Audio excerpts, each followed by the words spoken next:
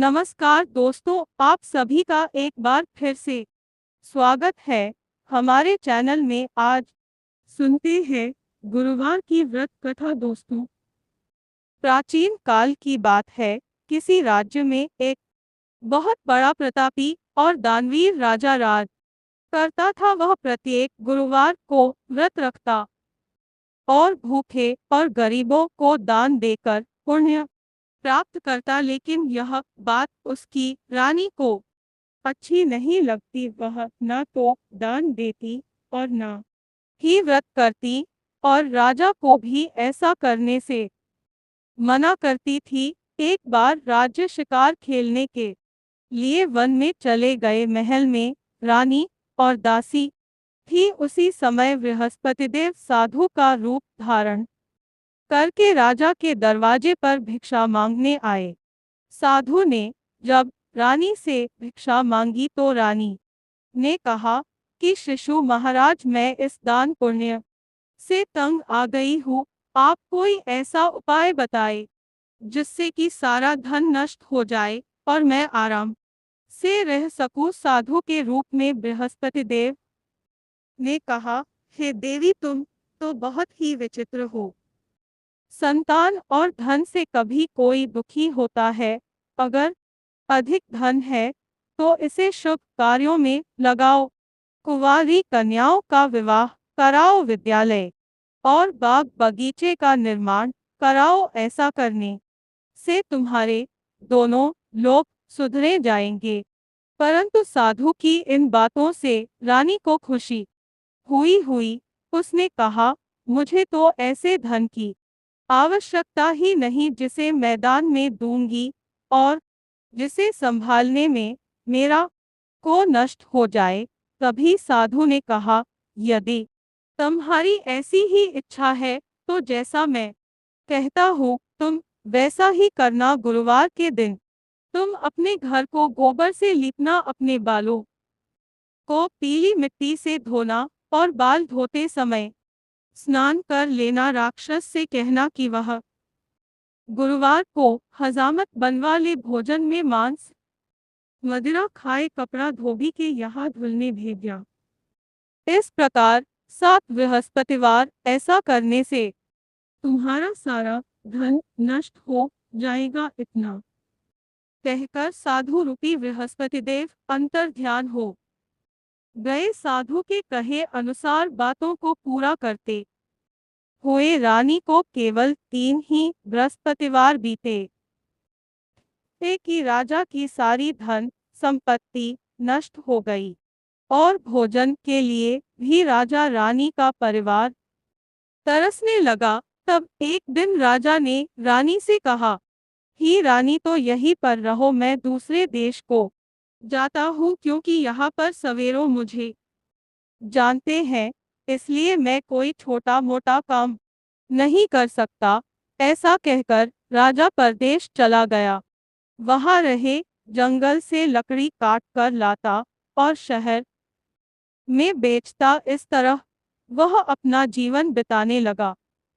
इधर राजा के परदेश जाते ही रानी और दासी दुखी रहने लगे। एक बार जब रानी और दासी को 7 दिन तक बिना भोजन के रहना पड़ा तो रानी ने अपनी दासी से कहा है, दासी, पास के नगर में मेरी बहन रहती है, वह बहुत धनवान है, तू उसके पास जा और कुछ ले आ ताकि थोड़ा बहुत गुजर बसर हो जाए। दासी रानी के बहन के पास चली गई। दोस्तों, उस दिन गुरुवार का दिन था और रानी की बहन उस समय बृहस्पतिवार के व्रत कथा सुन रहे दूंगी। दासी ने रानी की बहन को अपनी रानी का संदेश दिया, लेकिन रानी की बड़ी बहन ने उसे कोई उत्तर नहीं दिया। जब दासी को रानी की बहन से कोई उत्तर नहीं मिला तो वह बहुत दुखी हुई और उसे बहुत क्रोध आया।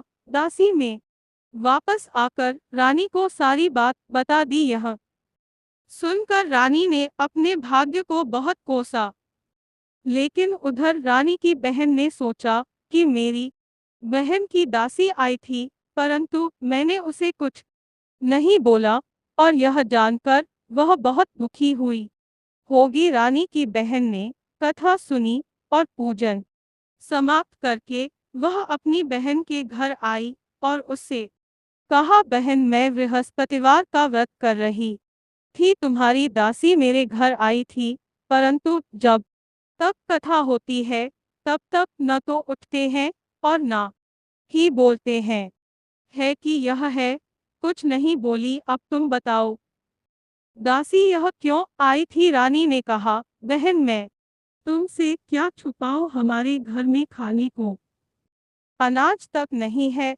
ऐसा कहते कहते रानी की आंखें भर आए। उसने दासी समेत पिछले 7 दिनों तक भूखे रहने की अपनी बात बताई। रानी के बहन ने यह सब जानकर कहा, देखो बहन, भगवान बृहस्पति देव सबकी मनोकामना पूर्ण करते हैं। देखो, शायद तुम्हारे घर में अनाज रखा हो। पहले तो रानी को विश्वास नहीं हुआ, पर बहन के आग्रह करने पर उसने अपनी दासी को अंदर भेजा तो उसे सचमुच अनाज से भरा एक घड़ा मिल गया। यह देखकर दासी को बड़ी हैरानी हुई। दासी ने रानी से कहा, ही रानी, जब हमें पोषण नहीं मिलता तो हम व्रत ही तो करते हैं, इसलिए क्यों न इनसे व्रत और कथा की विधि पूछ ली जाए ताकि हम भी व्रत कर सके। तब रानी ने अपनी बहन से बृहस्पतिवार के व्रत कथा के बारे में पूछा। रानी के बहन ने बताया कि बृहस्पतिवार के व्रत में चने की दाल और मुनक्का से भगवान विष्णु का केले की जड़ में पूजन करें और दीपक जलाए, व्रत कथा सुने और पीला भोजन ही ग्रहण करें। इससे बृहस्पति देव प्रसन्न होते हैं। उन्हें व्रत और पूजन की विधि बता कर रानी की बहन अपने घर लौट आई। 7 दिन के बाद जब गुरुवार आया तो रानी और दासी ने व्रत रखा। घुड़साल में जाकर चना और गुड़ भी लेकर आई, फिर उससे केले की जड़ और विष्णु जी का पूजन किया। अब पीला भोजन कहाँ से आए, इस बात को लेकर दोनों बहुत दुखी थी, लेकिन उन्होंने व्रत रखा था, इसलिए पतिदेव उनसे प्रसन्न थे। इसलिए वह एक साधारण व्यक्ति का रूप धारण कर 2 थालों में सुंदर पीला भोजन दासी को दे गए। भोजन पाकर दासी बहुत प्रसन्न हुई और फिर रानी के साथ मिलकर उसने पीला भोजन ग्रहण किया।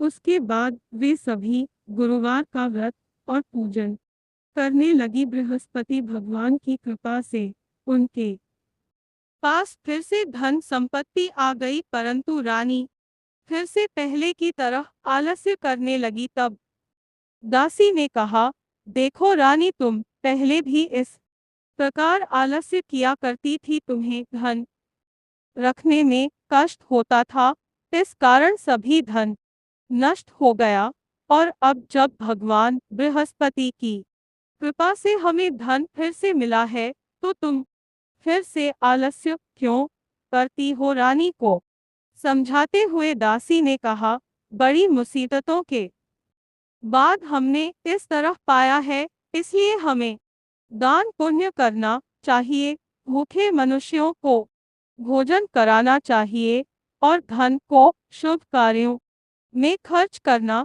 चाहिए, जिससे तुम्हारे कुल का यश बढ़ेगा, स्वर्ग की प्राप्ति होगी और तुम्हारे पितृ भी प्रसन्न होंगे।